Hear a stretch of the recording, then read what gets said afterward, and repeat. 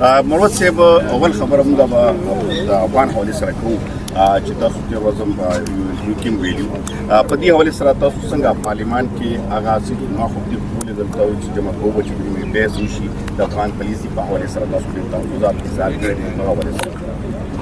بسم الله الرحمن الرحیم. د افغانانو د پاکستان نه ایستلو په باره کې چې کومه پالیسي ده دا پالیسي نه کامیابېږي. دا ظلم او جبر دا ځلانه ما منسټر هیومن رایټ او لا منسټر چې کوم دی تارړ صاحب ته ورغلم مې دا څه کوي 50 کاله دغه خلکو په پاکستان په ځمکه تېر کړل څو پیدا شول او سپینګیري شول او ورته وایي چې دا موږ د پاکستان د شریعت نه څه داسې خلاف خانقابه جوړه کړې ده.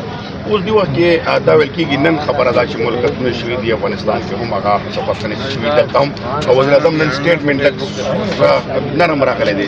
داسې خبرې شته چې ګوره موږ سپریم کورټ ته هم یو پټیشن ورکړی دی.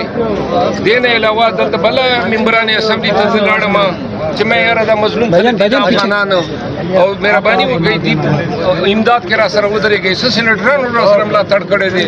ډېرو پښتنو په دې کې دلچسپي اخیستې ده چې کوم دلته په ایمانونو کې دي.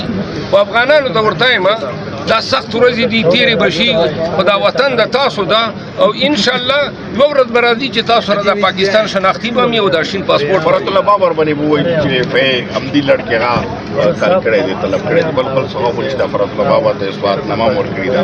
فی مختلف هغه کې ویل چې فرات الله بابا ایکشن کمیټي جوړه کړې ده. فرات الله بابر یو ډېر دروند سړی دی. زما د زړه نه خوښ